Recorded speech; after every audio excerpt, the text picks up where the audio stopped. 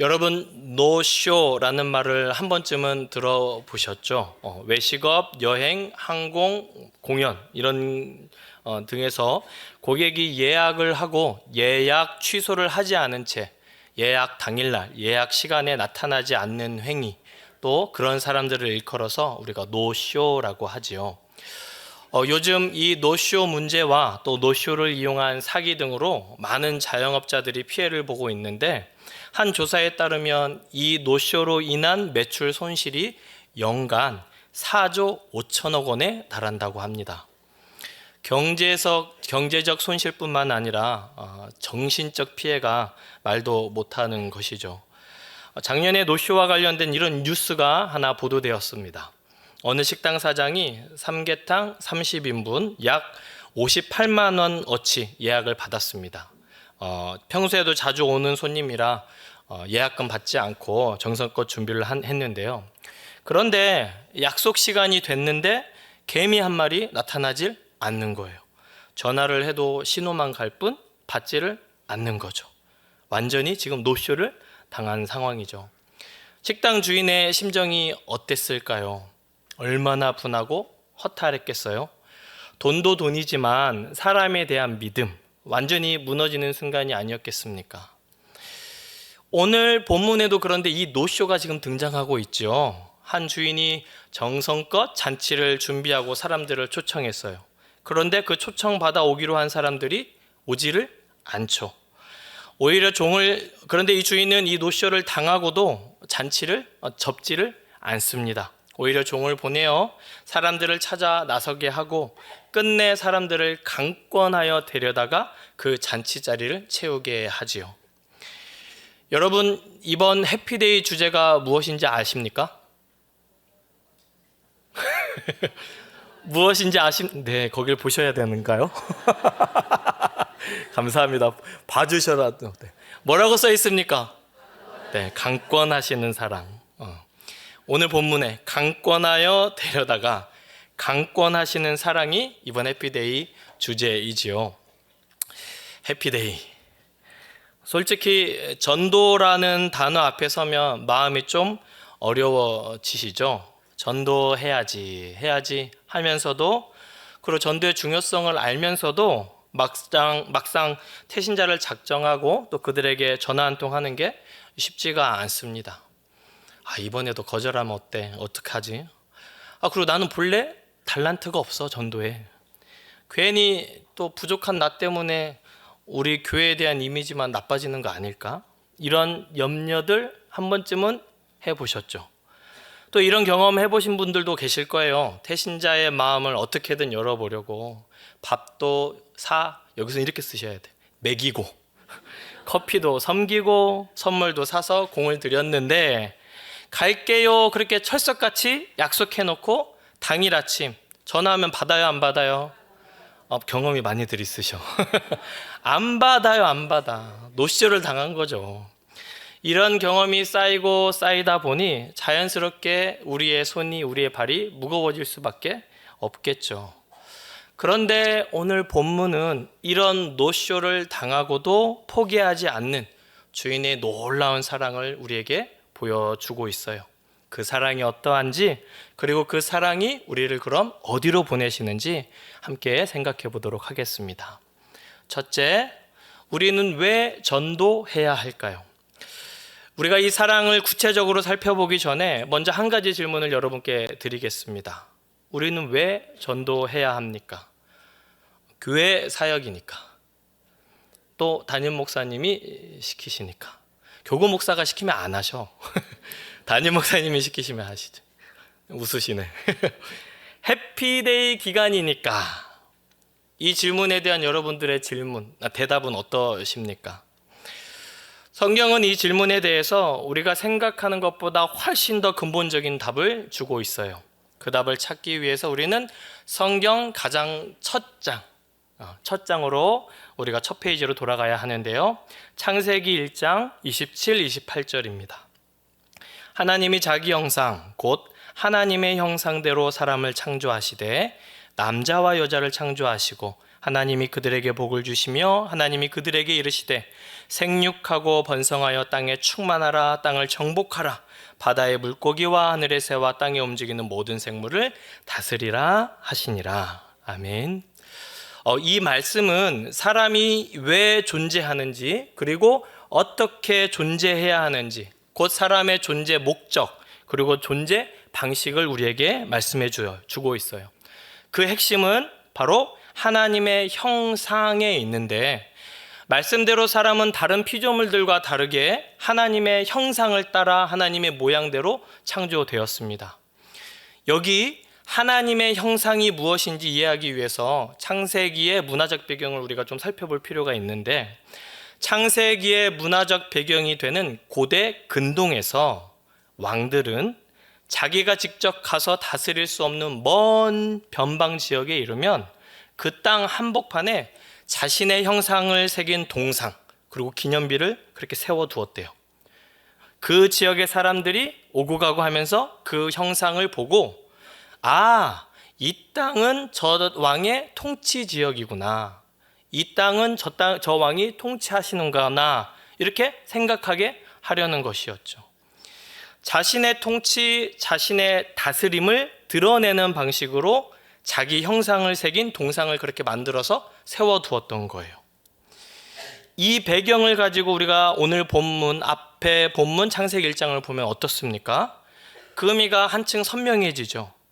하나님께서 우리를 하나님의 형상으로 창조하셨다는 것은 사람을 왕이신 하나님의 통치, 하나님의 다스리심을 드러내는 존재로 창조하셨다라는 의미로, 하나님의 통치, 하나님의 다스림을 드러내는 것이 곧 우리 사람의 창조된 목적, 우리가 존재하는 이유, 존재하는 방식이라는 것이죠. 그래서 하나님께서 사람을 이렇게 창조하신 후 이 명령이 바로 이어지고 있어요. 28절이죠. 매우 적절하죠? 우리 함께 읽어볼까요? 하나님이 그들에게 복을 주시며 하나님이 그들에게 이르시되 생육하고 번성하여 땅에 충만하라. 땅을 정복하라. 바다의 물고기와 하늘의 새와 땅에 움직이는 모든 생물을 어떻게 하라고요? 다스려라. 이렇게 하죠. 여러분, 온 만물을 다스리시는 주체, 본체는 누구십니까? 누구세요? 하나님이시죠. 네, 제가 이거 우리 초등부, 우리 사랑부 친구들한테도 질문해도 다 대답해요. 여러분, 세상은 누가 만드셨어요? 그럼 세상의 주인은 누구세요? 어렵지 않잖아요. 그렇죠?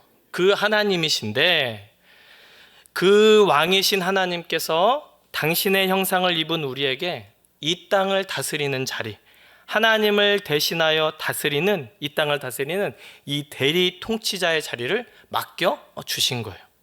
이게 바로 사람의 본래 모습인 거죠. 왕이신 하나님을 이 땅에서 대표하는 존재, 왕이신 하나님의 통치를 이 땅에 드러내는 존재, 우리의 삶으로, 우리의 입술의 고백으로, 우리의 모든 행동, 모든 삶의 모습으로 하나님이 어떤 분이신지를 드러내며 살아가는 것, 이것이 하나님께서 우리 사람을 창조하신 목적이고 오늘 우리가 존재하는 이유인 것입니다. 여러분, 이 진리 앞에 아멘으로 반응하실 수 있는 우리 드림가족 되기를 축복합니다. 그런데 여러분, 하나님의 이 아름다운 계획에 금이 가기 시작하죠. 죄가 들어온 거예요. 죄가 들어오면서 어떤 일이 벌어집니까? 하나님을 드러내야 할 사람이 오히려 하나님을 가리는 자가 되었어요. 하나님의 통치를 대표해야 할 우리가 하나님의 통치를 거역하는 자들이 되어버렸죠. 하나님의 형상이 산산이 부서져 버린 거죠. 그 형상의 영광이 더 이상 빛이 나지 않더라는 거예요. 그런데 바로 놀랍게도 이 지점에서 우리를 향하신, 사람을 향하신 하나님의 사랑의 진가가 드러나게 돼요. 죄에 덫에 걸려 완전히 망가져버린 우리 사람을 하나님께서는 포기하지 않으시죠. 당신의 독생자 예수 그리스도를 이 땅에 보내시고 그 아들을 십자가에 내어주심으로 산산이 부서진 그 하나님의 형상을 회복시키십니다. 바울은 그리스도를 통한 이 회복을 이렇게 표현하고 있어요. 우리 고린도후서 5장 17절입니다. 역시나 함께 읽을까요? 그런즉 누구든지 그리스도 안에 있으면 이전 것은 지나갔으니 아멘. 새로운 피조물, 망가졌던 하나님의 형상이 그리스도로 말미암아 회복된 사람인 거죠. 그리스도 안에서 다시 하나님을 드러내는 존재로, 다시 하나님의 통치를 대표하는 존재로, 다시 본래의 사명으로 부름받은 존재로 회복된 사람, 그가 바로 바울이 말하는 지금 새로운 피조물인 거예요. 그리고 이어지는 18, 19절에서 위의 내용을 조금 더 구체적으로 바울은 설명해 주고 있어요. 모든 것이 하나님께로서 났으며 그가 그리스도로 말미암아 우리를 자기와 화목하게 하시고 또 우리에게 화목하는 직분을 주셨으니 곧 하나님께서 그리스도 안에 계시사 세상을 자기와 화목하게 하시며 그들의 죄를 그들에게 돌리지 아니하시고 화목하게 하는 말씀을 우리에게 부탁하셨느니라. 아멘. 여러분 보이십니까? 18절 상반절에 하나님께서 그리스도로 말미암아 우리를 자기와 어떻게 하셨다고 말씀하고 있어요? 화목하게 하셨다라고 말씀하죠. 이게 바로 좀 전에 제가 17절에서 설명해드린 새로운 피조물로의 회복을 얘기하는 거예요. 그런데 그 뒤에 곧바로 또 하면서 문장이 이어지고 있죠. 우리에게 화목하는 직분을 주셨다. 화목하게 하는 말씀을 우리에게 부탁하셨다. 하나님께서 우리를 화목하게 하신 것으로, 예수 그리스도를 통해서 하나님과 우리를 화목하게 하는 것으로, 관계가 회복되는 것으로 끝이 아니라는 거죠. 그렇게 회복된 우리에게 우리가 해야 할 일, 사명을 주셨다라고 말씀하고 있어요. 그것이 무엇입니까? 화목하게 하는 직분, 화목하게 하는 말씀, 곧 그리스도와 그리스도의 복음을 전하는 일이죠. 그렇다면 바울이 말하는 이 화목의 직분이 과연 창세기에서 우리에게 처음 맡기신 우리 그 사명과 다른 것일까요? 아니죠. 정확히 동일한 사명이죠. 죄로 인해 하나님을 등진 사람들에게 하나님이 어떤 분이신지를 드러내고 하나님의 통치 아래로 그들을 어떻게 하는 것? 이끌어오는 것. 그렇게 하나님과의 화목의 관계 가운데 그들을 다시 세우는 것. 창조 때의 사명이 화목하게 하는 직분이라는 이름으로 그리스도로 말미암아 새로운 피조물이 된 우리에게 다시 주어진 거예요. 그리고 우리는 이 사명을, 하나님과 사람 사이를 화목하게 하는 이 일을 뭐라고 부르죠? 별로 대답 안 하고 싶어 하셔. 이 단어는 뭐라고 해요? 더 크게 대답하셔도 되잖아요. 뭐라고 그러죠? 전도라고 하는 거예요. 전도. 맞지요? 정리해 보겠습니다. 하나님께서 사람을 당신의 형상으로 하나님을 드러내고 하나님의 통치를 대표하는 존재로 창조하셨습니다. 죄로 인해 그 형상이, 또 그 사명이 파괴되었지만 예수 그리스도 안에서 우리는 회복함을 누렸고, 화목하게 하는 직분, 하나님을 잊어버린 사람들에게 하나님을 드러내고 하나님의 통치로 그들을 이끌어내는, 초대하는 사명도 회복되어진 것이에요. 자, 그러니 여러분, 전도는 교회가 시켜서 하는 추가 업무가 절대 아닌 거죠. 신앙 좋은 일부 성도들, 우리 권사님들, 장로님들이 하는 특별한 사역도 아닌 거예요. 전도는 우리 사람의 존재 이유이고 사람의 존재 방식입니다. 하나님의 형상으로 창조되고 그리스도 안에서 그 형상이 회복된 우리가 사람답게 살아가는 가장 본질적인 방법이 바로 전도인 것이에요. 사랑하는 드림가족 여러분, 바라기는 이번 해피데이를 함께 하면서 그렇게 나는 전도의 자격이 있는가? 이런 질문 더 이상 하지 마시기 바랍니다. 나에게 전도의 은사가 있는가? 이 질문도 이제 더 이상 합당하지 않죠. 하나님께서 여러분들을 당신의 형상으로 창조하셨고 그리스도 안에서 여러분들을 회복하셨다라는 것을 여러분들이 믿으신다면, 이 진리 앞에 아멘으로 화답한다면 여러분은 이미 전도자인 것이에요. 소망하기는 그래서 이 부르심 앞에, 이 정체성 앞에 믿음으로 순종으로 응답할 수 있는 우리 드림 가족 모두가 되어지기를 축복합니다. 둘째, 이제 우리 본문으로 들어가 보시죠. 강권하시는 사랑은 그럼 어떤 사랑인가?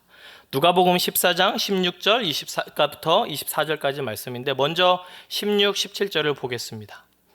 한 주인이 큰 잔치를 준비합니다. 많은 사람을 초청해요. 당시 풍습에 따르면 이 초청은 이미 한 번 오고 간 상태예요. 미리 오시겠습니까? 이렇게 초청장을 보내고 가겠습니다. 이렇게 응답을 받은 후 그 잔치가 준비되어지는 거예요. 그러니까 사람 수, 자리까지도 다 맞춰서 준비를 하겠죠. 그렇게 준비가 다 마무리되고 이제 잔치 시각이 됐을 때 주인은 다시 종을 보내요.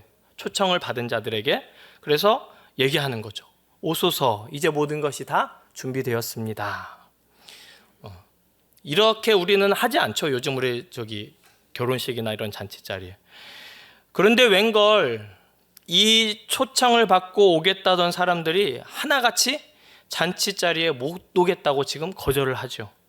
오겠다고 해서 지금 잔치도 음식도 다 사람 수에 맞게 준비했는데 말이죠. 그것이 18절 20절 말씀인데 사람들이 초대를 거절한 이유, 그 핑계들을 보면 참 기가 막혀요. 자, 첫 번째, 어떤 사람은 밭을 샀는데 가서 뭐 해야 되니? 살펴봐야 돼서 양해해 달라. 어떤 사람은 소를 샀는데 소를 뭐 해야 되니? 시험해 봐야 되니? 양해해 달라. 이 양해해 달라는 말이 어떤 말이에요? 간다 못 간다? 못 간다라는 말이죠. 또 마지막 사람 뭐라고 합니까? 장가 들어서 못 간다. 이건 약간 제가 여러분, 이 핑계들이 얼마나 옹색해요. 밭을 구입한 다음에 가서 본다는 게 말이 돼요, 안 돼요? 그렇죠. 먼저 가서 보고 나서 밭을 구입하죠. 소도 마찬가지죠. 사기 전에 튼튼한지 일할 만한지 보고 가서 사는 거예요. 심지어 마지막 사람은 뭐라고 하고 있어요? 양해해달라는 말도 없죠. 그냥 나는 못 간다라고 끝내버려요. 단순한 거절이 아닌 거죠. 가겠다 약속하지 해놓고 당일에 일제히 짠 듯이 말을 맞춰 오지 않는 거. 지금 그야말로 주인에 대한 모욕인 거예요. 이 정도 모욕을 당했으면 보통 사람이라면 어떨까요? 여러분, 저라면 어떻게 했었을 것 같습니까? 네, 그렇죠. 웃을 수밖에 없으셔. 저를 아시는 분들은 가서 그냥 확 엎고 막 그러지 않겠어요? 얼마나 승질이 나겠습니까? 그런데 이 주인의 반응이 우리의 예상을 완전히 벗어나죠. 21절입니다. 종이 돌아와 주인에게 그대로 고하니 이에 집주인이 노하여 그 종에게 이르되 빨리 시내의 거리와 골목으로 나가서 가난한 자들, 몸 불편한 자들, 맹인들, 저는 자들 다 데려오라 라고 이야기하죠. 주인이 분명히 노하긴 했어요. 화가 났어. 근데 그 이후에 이어지는 명령이 다르죠.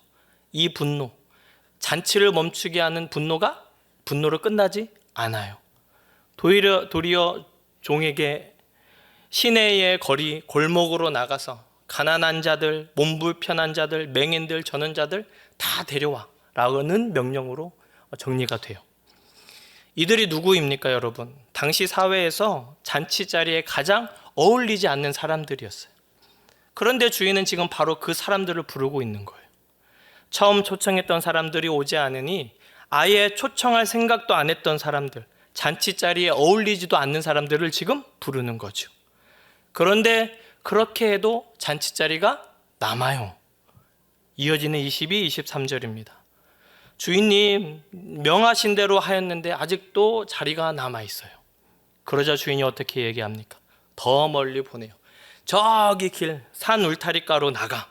그리고 강권하여서 거기 지나가는 사람들 다 데려다가 내 집을 채워라. 재차 명령합니다. 이 한 문장, 강권하여 데려다가 내 집을 채워라. 이 한 문장에 주인의 마음이 고스란히 다 담겨져 있죠. 이 한 문장을 주인의 애타는 마음을 우리는 확인할 수 있어요. 억지로라도 기어이 끌어서라도 지금 데려 와! 라는 거죠. 왜 주인은 이렇게 하는 걸까? 이렇게까지 하는 걸까요?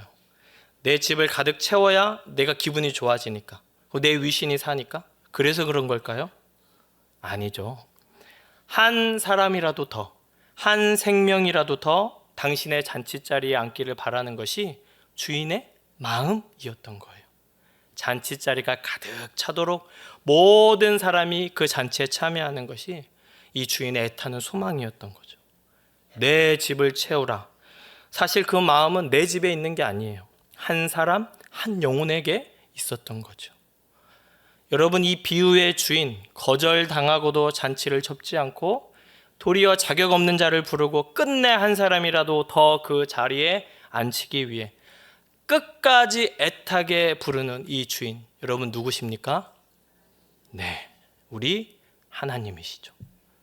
우리를 지으신 창조주시오, 죄로 인해 멸망 가운데 있던 우리를 끝까지 포기하지 않으시고 기어이 우리를 당신의 자녀로 회복시키시는 아버지 하나님, 강권하시는 사랑의 하나님이시죠. 하나님 아버지의 이 강권하시는 사랑이 여러분, 그런데 가장 뚜렷하게 드러난 곳이 어디입니까? 바로 그리스도의 십자가이죠. 죄로 인해 멸망 가운데 있던 우리를 당신의 자녀로 회복시키시기 위해서, 당신을 배반하고 당신을 저버렸던 우리를 영원한 이 생명의 잔치 자리에 앉히시기 위해서 하나님께서는 하나밖에 없는 아들 예수 그리스도를 십자가에 내어 주셨습니다. 강권하여 데려다가 내 집을 채우라 애타던 그 주인의 마음, 하나님의 강권하신 사랑이 가장 깊고 가장 완전하게 드러난 자리가 바로 그리스도의 십자가이지요. 바울은 본래 예수를 믿는 자들을 핍박하던 사람이었죠. 유대 율법의 엘리트였고 유대 사회에서 제법 잘 나가던 인물이었어요. 그런데 그런 그가 다메섹 도상에서 부활하시는 예수 그리스도를 만나고 그의 삶이 180도 바뀌게 됩니다. 그 이후 모든 바울의 삶은 한 영혼이라도 더 어떻게든 그리스도께로 데려오기 위해 그리스도의 복음을 전하는 일에 전적으로 헌신되어지지요. 그런데 여러분, 그 길이, 그 바울의 그 길이 평탄한 길이었습니까? 아니죠. 수도 없이 매를 맞죠. 옥에 갇히기까지 해요. 돌에 맞아 죽은 줄 알고 성 밖에 버려진 적도 있습니다. 바울의 고백대로 강의 위험, 강도의 위험, 동족의 위험, 이방인의 위험, 줄이고 목마르고 헐벗고 수많은 날들이 그랬다라고 고백하고 있어요. 그렇게 잘 나갔던 바울이 왜 이런 삶을 선택하게 됐을까요? 무엇이 이 사람을 이렇게까지 밀어붙였을까요? 바울의 고백입니다. 고린도후서 5장 14절. 그리스도의 사랑이 우리를 강권하시는도다. 오늘 본문의 주인이 자기 잔치가 차도록 종을 보내어 강권하였듯이 그리스도의 사랑이 바울을 강권하신 거예요. 가라, 복음을 전해라, 한 영혼이라도 더 내 잔치자리에 앉혀라. 이 사랑에 붙들린 바울은 소아시아로, 유럽으로, 로마로 쉬지 않고 나아갑니다. 그리고 끝내 아시는 것처럼 로마 감옥에서 복음을 증거하다 순교의 자리까지 이르게 되지요. 바울만 그렇습니까? 베드로도 야고보도 그 사랑에 사로잡혀 복음을 증거하다 순교했고, 그 후 교회 역사 속에서 수많은 믿음의 선배들이 그 강권하시는 사랑에 붙잡혀 자신의 삶을 복음 증거하는 일에 드리게 되지요. 그 중 한 사람을 소개하겠습니다. 짐 엘리엇입니다. 1927년 미국에서 태어난 그는 대학 시절 자신의 일기에 이런 글을 적어요. 저기 영어로 써 있는 저건데 제가 읽어드릴 수가 없습니다. 네. 영원한 것을 얻기 위해 영원하지 않는 것을 버리는 사람은 결코 바보가 아니다. 이 고백 그대로 짐 엘리엇은 아내와 태어난 지 10개월 된 어린 딸을 두고는 4명의 동료 선교사들과 함께 남미 에콰도르 정글로 들어갑니다. 그들이 찾아간 부족, 아우카 부족인데 외부인이 나타나면 묻지도 따지지도 않고 창으로 찔러 죽이는 악명 높은 부족이었어요. 당연히 주변 사람들이 어떻게 했겠습니까? 가지마. 죽으러 가는 거야. 헛된 죽음이야. 개죽음이 될 거야. 말렸죠. 그런데도 그들은 그 부족에게로 나아가죠. 왜요? 한 영혼이라도 더 내 잔치 자리에 앉혀라. 강권하시는 주님의 사랑에 붙잡힌 바 되었기 때문이에요. 1956년 1월 8일 짐 엘리엇과 4명의 동료는 드디어 이 원주민들과 접촉하게 됩니다. 역시나 원주민들은 이 5명의 이방인을 보자마자 손에 창을 도끼를 들고 이들을 위협하죠. 당시 이 엘리엇과 동료들 손에는 총이 있었대요. 총을 가지고 갔어요. 혹시 몰라서. 근데 이 위협 앞에서 총을 꺼내지도 않았다고 합니다. 왜냐? 선교지로 나가기 전 이 친구들끼리 같이 약속을 한 거예요. 우리는 천국 갈 준비가 되었지만 이 사람들은 아직 구원받지 못했잖아. 그러니 우리 어떤 경우에라도 이 방아쇠를 당기지 말자. 결국 그들은 그 원주민들이 던진 창에 그 자리에서 순교하게 됩니다. 그의 나이 29이었죠. 그런데 이 이후 참 이상한 일이 벌어집니다. 5년이 지났을 때 그의 아내 엘리자베스 엘리엇이 아직 어린 딸을 데리고 남편을 창으로 찔러 죽인 바로 그 부족에게로 다시 들어가요. 다행히도 여자를 죽이는 것을 조금 꺼려하는 그런 부족의 간섭이 있었기 때문에 엘리자베스와 그 딸은 살아남게 돼요. 그렇게 부족 사람들과 함께 지내며 그 글을 가르치고 또 병자를 간호하고 다양한 모양으로 헌신적으로 그 부족을 섬기고 보살피게 됩니다. 5년간을 사역을 하고 안식년이 되어서 본국으로 돌아오는 날, 그렇게 헌신적으로 천사와 같이 자신들을 돌봐줬던 이 여인을 위해 부족 사람들이 이제 환송회를 열어주었어요. 환송회가 끝날 무렵 추장이 그녀에게 다가와요. 그리고 그녀에게 묻는 거예요. 당신 도대체 누구예요? 누군데 왜 우리에게 이렇게 고생하고 희생하고 사랑을 줍니까? 그래서 그녀가 대답해요. 그것은 내 남편이 당신들을 너무 사랑했기 때문이에요. 뜻밖의 대답이었죠. 그래서 놀래요. 그래서 이 추장이 다시 묻는 거예요. 아니, 우리는 당신 남편을 모르는데 당신 남편이 도대체 누구예요? 이 질문을 듣자 이 여인의 눈에서 눈물이 뚝뚝 떨어지기 시작해요. 그리고 말을 이어가죠. 제 남편은 10년 전 이 옆에 있는 강가에서 당신의 전사들에게 도끼와 창으로 죽임을 당한 짐 엘리엇이에요. 나는 내 남편이 당신들을 얼마나 사랑했는지 알려주려고 왔어요. 그리고 내 남편보다 당신들을 더 사랑하는 예수 그리스도와 그분의 기쁜 소식인 복음을 전하기 위해 이곳에 온 거예요.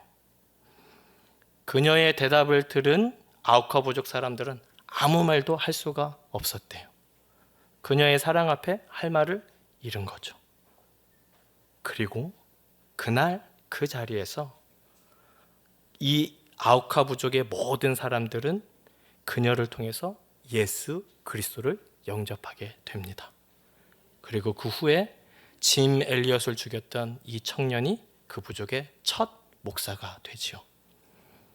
거절당하고도 아니요, 죽임당하고도 포기하지 않는 그 사랑이, 하나님의 강권하시는 그 사랑이 끝내 그 원시 부족을 하나님의 잔치자리에 앉힌 것입니다.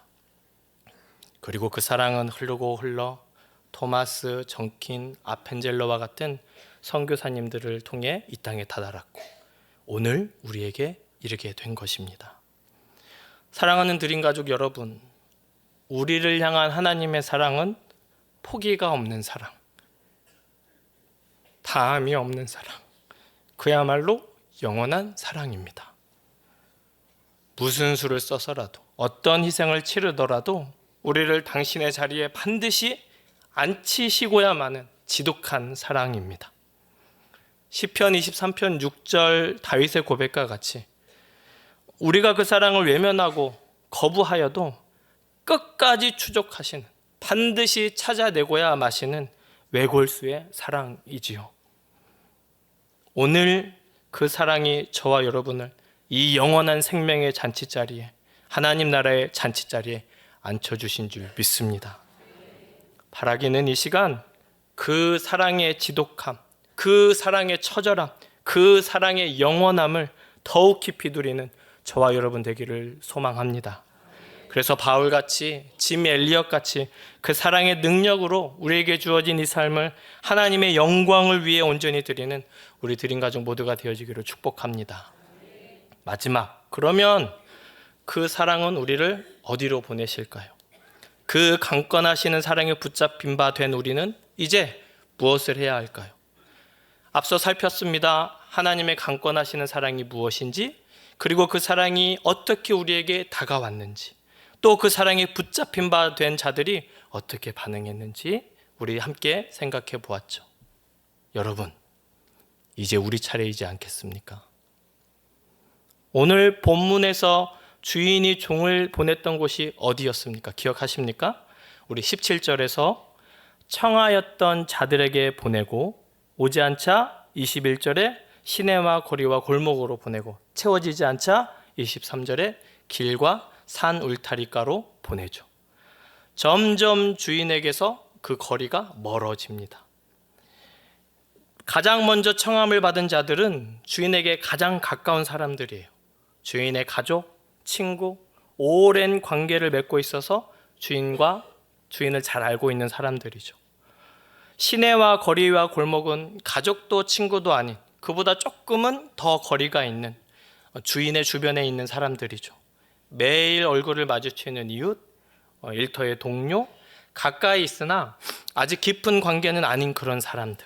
그리고 마지막 길과 산 울타리가는 주인에게서 가장 멀리 있는 곳, 주인과 접점이 거의 없는, 주인과 관계가 멀어진 그런 사람들. 우연히 길에서 마주친 행인, 나그네 여행객이 될 수 있겠죠. 또 한때는 가깝게 지냈는데 어떠한 이유로 인해서 거리가 멀어진 사람들, 바로 이런 사람들이 이 부류에 속하겠죠. 이렇게 우리가 생각해 보니 여러분, 뭐 생각나는 거 없으십니까? 딱 떠오르시는 거 없으신가요? 요거 생각나지 않으세요? 요거 생각나시잖아. 그죠? 태신자 예비작정서. 우리와 가까운 가족 및 친척에서부터 세탁소, 부동산, 미장원, 목욕탕, 어쩌다 한번 보는 동창, 주유소 사장님, 여기 뭐라고까지 써 있는 줄 아세요? 마지막에? 아시네. 네. 당근 거래. 모르셨죠? 사랑하는 드림 가족 여러분, 다른 거 아니고 바로 이러한 자리들로 오늘 주님께서 우리를 보내고 계세요. 짐 엘리엇처럼, 바울처럼 목숨을 내놓아야 하는 그런 멀고 위험한 곳으로 우리를 보내시는 게 아니에요. 오늘 나와 함께 살고 있는 내 가족으로부터, 나와 자주 왕래하는 이웃, 선후배, 직장 동료, 어쩌다 가끔 보는 초등학교 동창, 배달원에 이르기까지 오늘 내 주변, 나의 삶의 공간에서 만나게 되는 바로 그런 사람들에게 우리를 보내는 것이죠. 맞아요. 그럼에도 불구하고 전도가 쉽지 않아요. 갈게요 약속해놓고 당일 연락조차 안 됐던 그 경험, 여러 번 거절당해서 우리의 마음이 무너졌던 그 기억, 그래서 이번에도 어쩌면 전화 한 통 거는 것조차 우리 용기가 나지 않을 수 있습니다.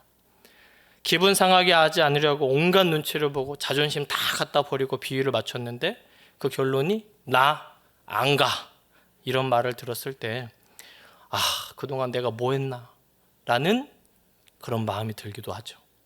그러나 여러분 꼭 기억하십시오. 오늘 본문의 주인은 그런 거절을 당하고도 잔치 자리를 접지 않았어요. 오히려 더 멀리, 더 강하게 종을 보내었죠. 그리고 그 주인의 강권하시는 사랑 때문에 오늘 저와 여러분이 이 자리에 있는 것입니다. 해피데이 607 벌써 4주차입니다. 전도는 선택이 아니라 필수, 하나님의 사랑을 입은 자들의 삶 그 자체입니다. 해피데이를 시작하면서 여러분 마음에, 여러분 머리에 한 번씩 떠올렸던 그 사람, 그게 가장 가까운 가족일 수도 있죠. 매일 보는 이웃일 수도 있고, 오랫동안 소식 끊겼던 친구일 수도 있겠어요. 여러분, 그 떠올렸던 사람 절대 포기하지 마십시오. 절대 외면하지 마십시오. 그 한 사람이 오늘 주님께서 나에게 강권하여 데려와 내 집을 채우라 하신 바로 그 한 영혼인 줄 믿습니다. 두려워하지 마세요. 여러분이 내딛는 믿음의 한 걸음 한 걸음 가운데 2000년을 흘러 오늘 여기까지 이른 그 강권하시는 하나님의 사랑이 우리와 함께 하실 줄 믿습니다. 바라기는 하나님 아버지의 강권하시는 사랑을 받은 저와 여러분이 이번 해피데이를 통해 더 굳게 이 사랑에 붙잡히는 그런 축복을 누리게 되기를 소망합니다.